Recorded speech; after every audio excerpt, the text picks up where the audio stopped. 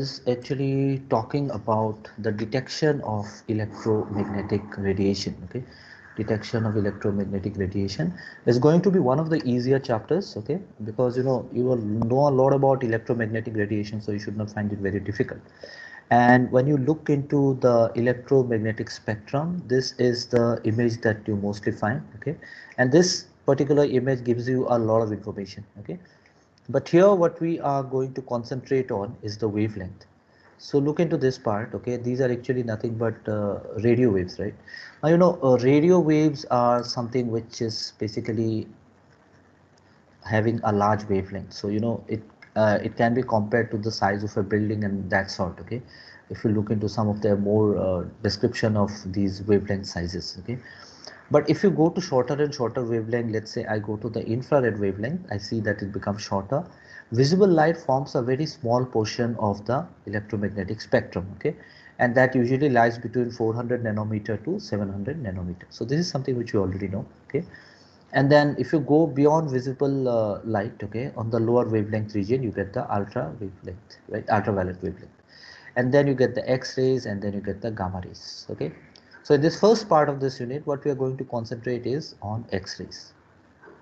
If we have different energy of X-ray, what exactly are we going to have, okay, in terms of the reaction that happens when these X-rays goes and hits the atom. Okay, so this is what is X-ray is all about. So if we just look into a very standard relation that we already know, E is equal to h nu, right? So it is Planck's constant into the frequency. Okay, and we also know that if we are talking about wavelength along this side, okay, the frequency is going in the opposite direction. Okay, so frequency and wavelength are inversely proportional, or in general we can say that if the wavelength increases, frequency will decrease, right? So in general, if we just write it down here, we know that this is nothing but h c divided by lambda, right? So we know that this frequency is inversely proportional to lambda. In general, we can say that if the frequency increases, the energy will increase, okay, and the wavelength will decrease. So this is something which we already know. So that means that if we consider the X-ray in this range, you see this is a big range, right, from here to here.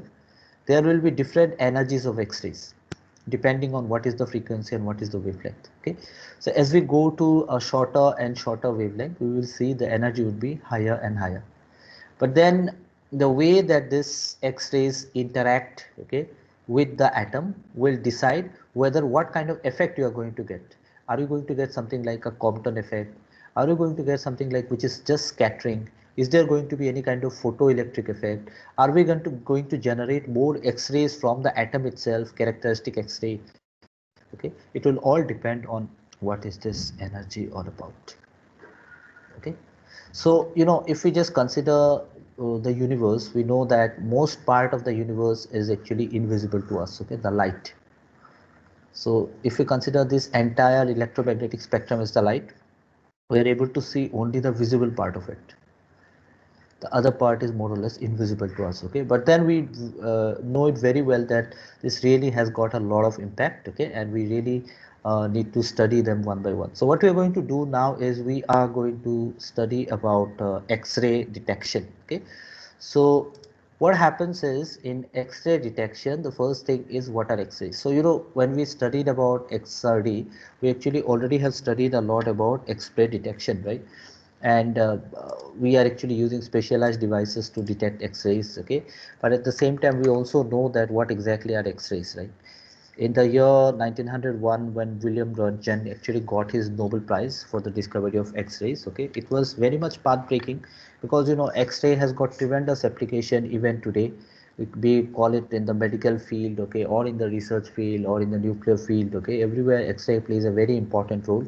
If you want to understand some phenomenon in physics, we can actually use X-rays. Okay, so it's very important that we understand what are X-rays, right? So basically, if we consider this X-ray, these are nothing but invisible penetrating radiation, right? This is something which we already know. So they do penetrate because, as I said, the energy is quite high, so obviously they will have a capacity to penetrate the atoms, okay. And that is also the reason that when you actually go for, let's say you maybe you were having some kind of medical need, okay, you're basically going for X-ray analysis to see if there is any kind of fracture, okay. So you know, it's advised that you don't use the X-ray facilities in medical line for a very long period, okay. It's like you use it once in a year, that's okay, because you know, if you use it more, the chances of your cells getting damaged are more, okay. So that is very important that we understand that X-ray does have a lot of energy in it, okay. So it basically produces scintillation. I think we already know about scintillation. So you basically will have absorbed light, okay. Light will be absorbed, okay, okay. And this absorbed light will basically then finally will actually have light emitted. So what happens is this X-ray will actually fall on the system, it will absorb it, and at the same time it will emit some light, okay. So that is basically nothing but scintillation, which sometimes makes the detection of electromagnetic radiation like X-rays much easy, okay. So it becomes more easy, okay. And we basically use it in photographic plates, okay. So photographic plates can be considered as a detector, but this is actually mostly used in medicine, used in medicine. No, these things are already clear to you, should not be very difficult, okay. And we do need to understand that if we just go back to this previous slide, okay, that X-rays does have got a shorter wavelength, okay. If it has got a shorter wavelength, it will actually correspond to a larger energy, okay. So the energy is enough to dislodge an electron, cause some disruption into the system, and so on, okay. So you know, X-ray plays this role of in penetrating a system, okay. But then how much energy is needed actually for the X-rays to actually have an impact on the system, okay. So maybe just we can look into this, okay. So if we basically have a low energy, okay, so let's just write down some points here, okay. So let's say we have got a low energy X-ray, okay. So I'll give you the range when we are actually discussing the different effects that X-ray has, okay.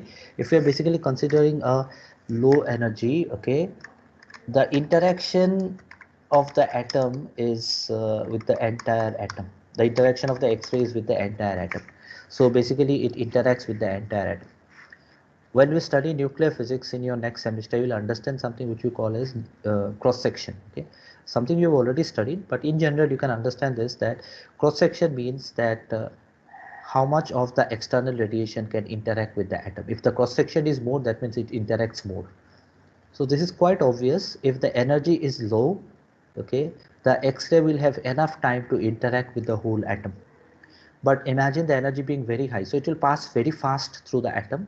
So it won't have that much time to interact with the entire atom. So it will interact only with a part of it, okay. So in general, if we just say something like, let's say a moderate energy, right? If we have something like moderate energy, the electrons, there will be electrons interaction. So it will mostly interact with the electron, okay. Okay. So you know, outer shell electron, inner shell electron, everything is there. But if you consider low energy, it can interact with outer shell, inner shell, every electron, okay. But then when we talk about moderate energy, it will be having more of an electron interaction, okay. And in general, this is actually used in diagnostics. So if you consider this diagnostics, okay, just like your X-ray of your, let's say, bone, okay, or skull or something like that, okay. It even used in forensics, okay. Basically what happens is this is actually using moderate energy X-rays, okay. But on the other hand, if you have got high energy, now you can understand this, that if we want to interact, if the X-ray wants to interact with the nuclei, that means it has to penetrate the nuclei and go inside and interact with the proton and the neutron, okay. It has to have a high energy, okay. So it is basically talking about the nucleus interaction. Low energy, what happens is it might go and interact with the nuclei, but then it won't be having enough energy to actually penetrate the system, okay. So the thing is, what are the 5 interactions that we actually should know about, okay. So let's just look into the different types of interaction, okay. And there are basically 5 interactions that we are going to discuss one by one, okay. So let's just look into all of them first. Let's just list them down first. Coherent scattering. So you know, coherent is a term which is usually used in optics, okay, and then I think all of you know it, okay. So this is something which is called coherent scattering. So here the energy won't be lost much, okay, and then there will be something which we call as scattering, okay. So the energy loss is minimum here, okay. Then we are not going to go into the detail of what is Compton effect, what is photoelectric effect, because this is something which you have already studied in your lower classes, okay. So we are not going to do that, but we are just going to look into an overview of what happens when X-ray interacts with atom, okay. And then we have got the photoelectric effect, yes, because you know X-ray can also give rise to something which we call as the photoelectric effect, right. And then there is pair production. So I hope all of you remember pair production. You have got an electron and a positron pair getting formed, okay. And then finally we have got photo disintegration, okay. So what we are going to do now is we are going to just look into them, each of them one by one, okay, and just going to go into a very basic, okay. So out of these all the interactions, okay, these two, Compton effect, okay, and photoelectric effect, okay, is actually used for diagnostics, okay. So you know, if we are looking into a medical purpose, you basically can use this, okay, these two processes, diagnostics, okay, or you can call it the radiology part, okay. So you know, there is a different branch in medicine, that's radiology, and that also uses X-rays, okay. So if you want to have a Compton effect or a photoelectric effect when X-rays interact with the atom, we actually need to have certain energy of the X-rays. So if we can tune that X-ray into that range of energy, we can have these two effects, and these two effects can be used for diagnostics or radiology, okay. So you just need to remember that, okay. Let's just look into each of them one by one. We are not going to go into greater detail of this, okay. Just going to try to understand them, okay. The first one is coherent scattering. So you know what happens usually in coherent scattering is that this energy that we are actually talking about is less than 10 keV. If you look into the entire range of energy that X-ray has, this kn keV is actually quite low, okay. We are not talking about high energy scattering here, we are talking about a low energy scattering, okay. What is this energy? This is the energy of, maybe we can just write it down, okay, of photons, right. These are all electromagnetic radiations, or and you're only talking about photons, okay. There is only a change in the direction of incoming X-ray, in the direction of incoming. So you know, direction of incoming X-ray changes means we are talking only about scattering and nothing else, okay. So that's simple. And we can also say that wavelength remains the same, okay. Wavelength remains the same. So if the wavelength remains the same, means the energy remains the same, right. So in general, if we just write it down in this way, okay, we are talking about, let's say this is the wavelength of the incoming radiation, and this will be the wavelength of the outgoing radiation, okay. So in general, we can say this is incoming, right, and this is, let's say, outgoing. So if the wavelength remains the same, we can also say that the energy will remain the same, and that is why we basically call it as the coherent scattering, okay. So your coherent scattering is actually the term here, okay. So this is one of the effect that happens, okay. And as I said, we are not going to spend much time on these topics because this is something which is already known to you, just looking into a brief overview, okay. And maybe the next term that we can look into is Compton effect, okay. Compton. So we actually study them separately, okay, but here we are just going to study them in terms of X-ray interaction with the atoms, okay. So what happens here is interaction of incoming X-rays, okay, with outer electron. And you know, when the X-rays interact with the outer electron, okay, one of the most important phenomena that usually happens is ionization. So ionization can be considered to be a part of Compton scattering, okay. But then, you know, it happens only for a certain range of energy. It's not that for any kind of energy you're going to have that. Okay, so what happens usually is X-ray photon scattered in different direction, okay, with less energy. I think this is quite obvious, because you know, when the X-rays are coming in and it is interacting with the electron, the outer electron especially, it will actually lose some energy, right? And that is why the outgoing X-ray will actually have lesser energy compared to the incoming X-rays. Okay, so if you just look into this outgoing X-rays, which is, let's say, lambda dash, let's represent this lambda dash, okay, will always be greater than lambda. The outgoing X-ray wavelength of the X-ray will always be greater than the incoming one, okay, because you know, energy and wavelength are inversely proportional, right? So that means the energy will be actually less. Okay, so to just understand this is quite basic, right? And this particular lambda dash, which is actually the outgoing wave, is basically, we can actually just term it as the scattered wave. Scattered wave. Okay, so what is the energy range usually for having a Compton effect? It will be basically in the range of 10 to the power 4 to 10 to the power 5.5 keV.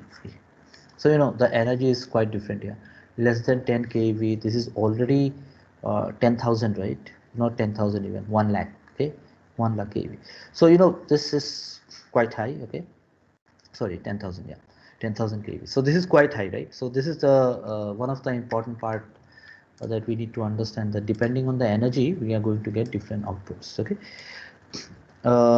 so if basically we are actually having the wave getting scattered in the opposite direction, okay, is scattered, okay, in opposite direction. Okay, there is also something which is called the backscattering. Okay, backscattering is something which we have already seen in SEM-TEM analysis. Okay, then the then it is then called, sorry, let me just write it down here, then it's called backscattering.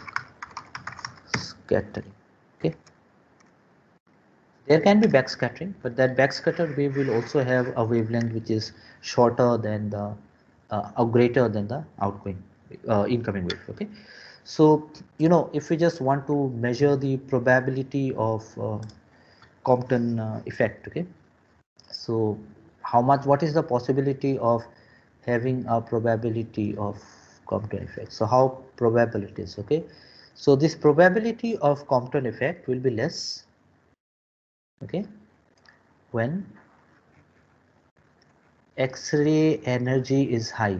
So if the energy is too high, okay, if the energy is too high, the electrons or the X-ray, sorry, or the incoming photons of the X-ray will not have much time to interact with the outer shell electron. And if it does not interact with it, basically you can say that the probability of Compton effect will be less. Okay.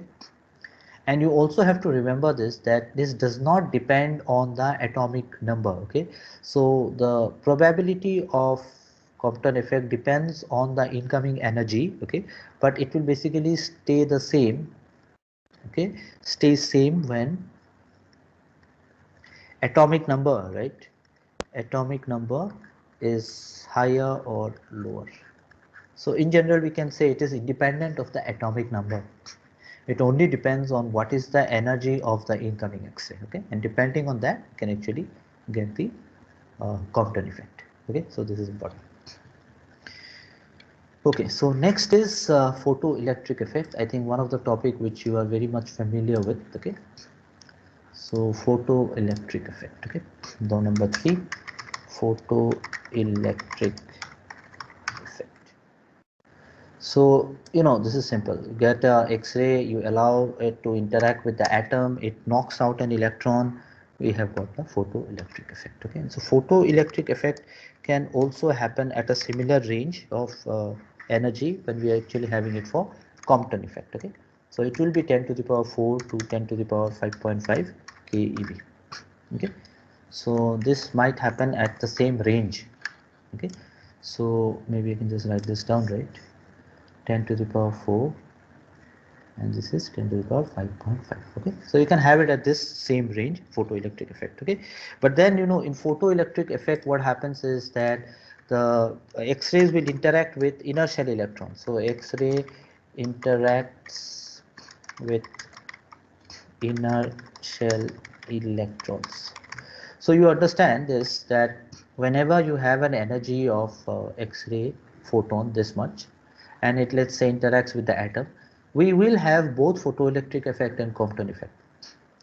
Might be something would be a greater, something might be a little lesser, okay, but then there is a possibility then you can have 50% photoelectric effect, 50% Compton effect. So both these effects can occur simultaneously. Okay, so that is possible. Okay, so basically what happens is, when it interacts with the inner shell electron, it will give rise to something which we call as the photoelectron. So this photoelectron is basically nothing but emitted out or ejected out of the system. Okay, so when this is ejected out, this inner shell is filled. Okay, there is a hole created with an outer electron giving characteristics X-ray. So I'm not going to explain this because this is something which you have studied quite very much in detail. Okay, so this is actually secondary X-ray. We also characteristic X-ray, we also call it as the secondary X-ray and so on, right? And we also have other phenomena happening. Okay, so this will act like scattering radiation. Why I'm saying scattering radiation? Because you have got an incoming X-ray of this much energy, and you've got an outgoing X-ray, which is actually a characteristic X-ray, but that outgoing X-ray is not the incoming X-ray. Okay, that is actually the electrons are absorbing that incoming X-ray and getting ejected out, and there is a hole which is created, and then we have got an outer electron which is coming and sitting into that inner shell and then giving out a characteristic X-ray. Okay, so it looks like a scattering radiation. So it basically look like that, okay, the X-ray is getting scattered. Okay, but that's a different X-ray altogether. Okay, so that is important. So this energy range is something which is very important. Okay, so what happens usually in photoelectric effect is, if we are basically having an atomic number, okay, you basically have, let's say, an effective, I'll use this word here, effective atomic number is greater. Okay, we are going to have more of X-ray absorption. So if there are more inner shell electrons and we have got an atomic number higher, we are going to have X-ray absorption.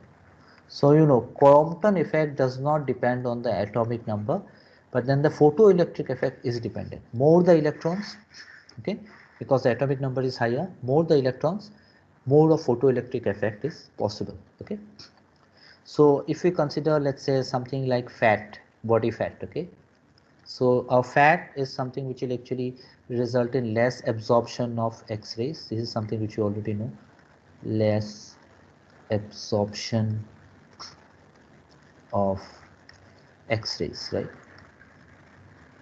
So you are going to have less of interaction with the X-rays. Okay, and if you just look into a film, into a photographic film, you are basically going to have it darker. Okay, so darker on film. Okay, this is less absorption of X-rays. On the other hand, if we just consider something like bone, right? So this effect is going to help us to do a lot of radiology, okay, or the diagnostic use. Okay, it will basically have greater absorption, okay, which we already know, greater absorption. Okay, and then this is going to be lighter on the film. So how a negative works. Okay, based on that, you're going to have it a darker on the lighter on the film. Okay, so we also need to know that if energy is high, okay, this will actually imply that probability of photoelectric effect is less. So the probability of photoelectric effect So the probability of photoelectric effect will be less, okay, if we are actually having the energy to be high, because you know if the energy is too high, you're not going to have the electrons getting dislodged, so this is going to be less, okay. So this is what is photoelectric effect is all about, okay, in terms of the energy that we are talking about, okay. So in your exam, I'm not going to definitely ask you a question on what is photoelectric effect, okay, this is not the part, this is not the aim of this also. So I'm just definitely going to ask you how much would be the energy, how does X-ray help in actually getting photoelectric effect and so on, okay, those kind of questions will be important. The next topic is pair production. So you know pair production is like if we have enough energy, we need to have greater energy than that of photoelectric effect of Compton effect, okay, enough energy X-rays. We also need to understand that it's not that you will be having a single X-ray, you will be having a beam of X-rays, okay, are incident, okay, it bypasses, it bypasses the atomic shells, So you know, if you just look into this SPDF and all those shells and involve a bit of chemistry here, you understand this. Okay, atomic shell and interacts with the nuclear field. To start interacting with the nuclear field now because it has got enough energy to actually interact with it. Okay, so what happens is here what happens the X-ray. I would also suggest you all to just add a bit more to your knowledge by just going through some more online content or just read some book on these effects, okay, because these kind of information is also important for your interviews and all, okay, exams and all. But then this course is on experimental technique, so we're just doing a superficial view of this. So this X-ray will disappear and it will basically produce positron, okay, write it down in capital, positron plus, I will just use the term negatron. So in general we talk about electrons here, okay, so you'll have a positron plus a negatron, okay, you're going to have that pair, okay, and what can be the possible energy, okay, so these energy ranges are not very strict, okay, sometimes the probability might be that a slight lower energy can still have it. MeV, million electron volt. So we're just shifting from the kilo electron volt to the million electron volt range. Okay. So if it is 1.02, we can get it. Doesn't mean that if we have 1 million electron volt, we cannot have pair production. There might be, okay. What is its application? Okay, it is basically important, okay, in something which we call as, this is a important technique in medical diagnostics as well, okay. We basically call it as positron emission tomography, okay, tomography. So usually it is PET. You can search the net, you'll see that a lot of diagnostics are usually done using this technique also, okay. So this is basically mostly done in as a part of imaging in nuclear medicine, okay, nuclear medicine. There are some animations, you can also look into that on YouTube, okay, and this is what is pair production is all about. This, let me just write it down as greater than or equal to, even if it is at this particular range, you can still expect to have a pair production, okay? And then finally we actually have got something which we call as the photon disintegration, okay. So this is what we call as photo disintegration, number 5, photo integration. Okay. So what exactly photo disintegration means is, first thing is how much should be the energy. The energy is quite high, it is 10 MeV. So you know if it is greater than 1.02 MeV, you can actually have a effect where you can have a pair production, right? But then if it goes higher and higher, there is something which we call the photo disintegration, okay. So what happens is the energy is quite high. So what happens is this X-ray will escape interaction, okay, with electron shells and electron field. Electron. So this is there, and in general, what happens is this is not going to produce any kind of effect as such. Okay, the X-ray that comes in will be completely absorbed. Okay, so X-ray photon, okay, is completely absorbed, okay, by the nucleus, by the nucleus. This is something which is different that is happening in this particular case, okay. And it also we can say that the nucleus is raised to an excited state, okay, and excited state, and you know when it relaxes it can actually emit some radiation and emits a nucleon or nuclear fragment. So you see, this is something like excitation. So imagine you have got an electron at the ground state, you put some energy into it, it will get excited and then it will slowly release some energy and come back to the ground state, right? So that release of energy will be in the form of electromagnetic radiation. But if the energy is so high that the nucleus gets to an excited state, you know, atoms can go into an excited state, electron can go into an excited state, and if you apply a very high energy, a nucleus can go into an excited state. So if the nucleus goes to that excited state, what happens when it relaxes? When it, if for first point is for it to go into the excited state you need a huge energy, so this is quite a large energy, and when it relaxes it actually emits a large energy, and that large energy is not carried out by any kind of electromagnetic radiation. A nucleon might be emitted, you might be having a proton emitted, you might be having a neutron getting emitted, or even a nuclear fragment. So imagine an alpha particle or a beta particle getting emitted, okay. Those are actually nothing but a result of higher energy getting absorbed and then getting emitted. If you consider something like uranium, they are already in the unstable state, so that means they are more or less in the excited state. They slowly wants to come back to the ground state by emitting alpha beta, okay, and at the same time they will also emit gamma radiation. So here you might be having a nucleon emitted along with some gamma radiation, okay, so the chances are there.